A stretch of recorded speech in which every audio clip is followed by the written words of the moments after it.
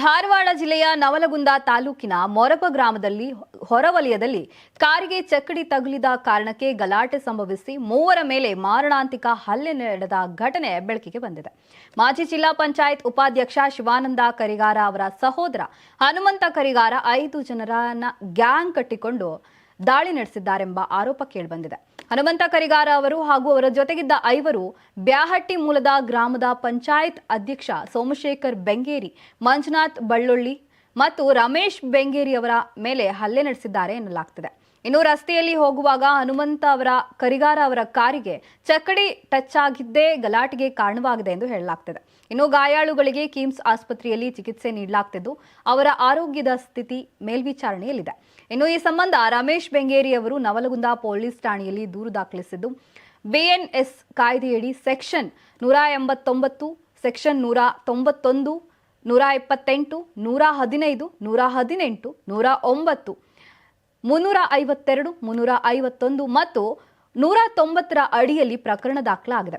ಆರೋಪಿಗಳಾದ ಹನುಮಂತ ಕರಿಗಾರ, ಬಸಪ್ಪ ಕರಿಗಾರ, ಬೀರಪ್ಪ ಕುರಿ, ಮೂಲಿಮನಿ ಮತ್ತು ಮುಸ್ತಾಕ್ ಗುಡಸಲಾಮನಿ ವಿರುದ್ಧ ಪ್ರಕರಣ ದಾಖಲಾಗಿದ್ದು ಹನುಮಂತ ಕರಿಗಾರ ಸೇರಿದಂತೆ 3ರನ್ನ ಪೊಲೀಸರು ವಶಕ್ಕೆ ಪಡೆದಿದ್ದಾರೆ.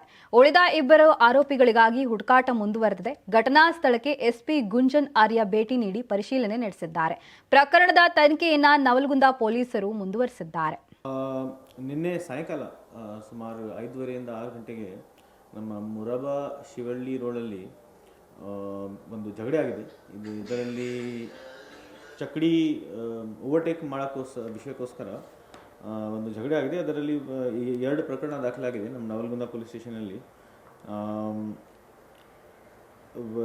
ಒಂದು ಪ್ರಕರಣದಲ್ಲಿ 3 ಜನ ಈಗಾಗಲೇ ಅರೆಸ್ಟ್ ಆಗಿದ್ದಾರೆ ಮತ್ತು ಇನ್ನೊಂದು ಪ್ರಕರಣದಲ್ಲಿ 3 ಜನ ಆಸ್ಪತ್ರೆಯಲ್ಲಿದ್ದಾರೆ. ಸೊ ಅವರು ಅಲ್ಲಿ ಟ್ರೀಟ್ಮೆಂಟ್ ತಗೊಳ್ತಾ ಇದ್ದಾರೆ. ಸರ್, ಯಾವ ಕಾರಣಕ್ಕೆ ಸರ್ ಅದು ಹಲ್ಲೆ ಆಗಿರೋದು? ಇದು ಸೌದತ್ತಿ ಯಲ್ಲಮ್ಮ ಜಾತ್ರೆಯಿಂದ ಬಂದವ ಟೈಮು ಅವರು ಏನೋ ಸ್ವಲ್ಪ ರೇಸ್ ಥರ ಆಗ್ತಾ ಇದ್ವು ಅಲ್ಲಿ. ಆವಾಗ ಏನಾದರೂ ಗಾಡಿ ಟಚ್ ಆಗಿದೆ. ಆ ಗಾಡಿ ಟಚ್ ಆಗೋ ವಿಷಯಕ್ಕೆ ಆ್ಯಕ್ಚುಲಿ ಇದು ಊರವರು ಅಂದರೆ ಇಲ್ಲಿ ಇನ್ವಾಲ್ವ್ ಯಾರಿದ್ದಾರೆ ಅವರು ಎಲ್ಲ ಒಂದೇ ಊರು, ಬ್ಯಾಹಟ್ಟಿ. ಸೊ ಆವಾಗ ಬೆಳಗಾವಿಂದ ಬರುವ ಟೈಮು ಅವರಿಗೆ ಗಾಡಿ ಟಚ್ ಆಗಿದೆ, ಜಗಳ ಆದ ತಕ್ಷಣ ಈ ಮಟ್ಟಾಗಿ ಹೋಗಿದೆ. ಇವರು ಹೊಡೆಸ್ಕೊಂಡ್ರು ಸರ್? ಇವ್ರು ಚಕಡಿ ಒಳಗಿದ್ರ ಸರ್ ಅಥವಾ ಏನು ಕಾರಲ್ಲಿ? 2 ಪಾರ್ಟಿ, ಅದೇ ಆ್ಯಕ್ಚುಲಿ ಫುಲ್ ಫ್ಯಾಮಿಲಿ ಜೊತೆಗೆ ಓಡಿಸಿದ್ದಾರೆ. ಸೊ ಕೆಲವು ಜನ ಗಾಡಿಯಲ್ಲಿನೇ ಇದ್ದಾರೆ, ಕೆಲವು ಬೈಕ್ ಮತ್ತು ಚಕಡಿ ಎಲ್ಲ ಸೇರಿ ಮಾಡಿಸ್ತಾರೆ. ಅಂದರೆ ಅವರು ಜಿಲ್ಲಾ ಪಂಚಾಯತ್ ಉಪಾಧ್ಯಕ್ಷ ಶಿವಾನಂದ ಕರಿಗಾರ ಅವರ ಬ್ರದರ್ ಇದ್ದಾರೆ ಸರ್ ಅದರಲ್ಲಿ. ಅವ್ರು ಕಾರಲ್ಲಿ ಇದ್ರ ಸರ್ ಅಥವಾ ಚಕಡಿಯಲ್ಲಿದ್ರ?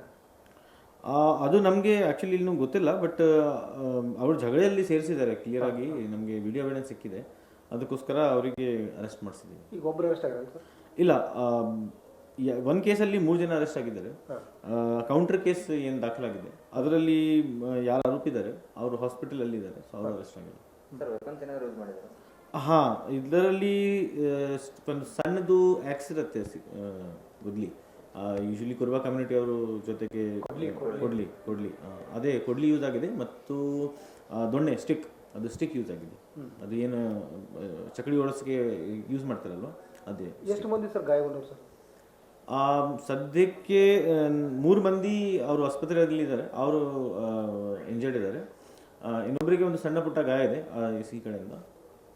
ಈಗ ಅವರು ಅರೆಸ್ಟ್ ಆಗಿ ಈಗ ವಶಕ್ಕೆ ತಗೊಂಡಿರಿ ಸರ್? ಹಾಂ, ಅವ್ರ ಹೆಸರು ಸರ್?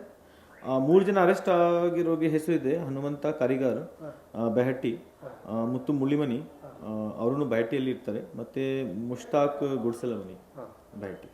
3 ಜನ ಆಗಿರೋದು. ಯಾರಾಗ್ತಾರೆ ಎಂಎಲ್ಎ ಅಭ್ಯರ್ಥಿ 2028 ಶೀಘ್ರದಲ್ಲೇ.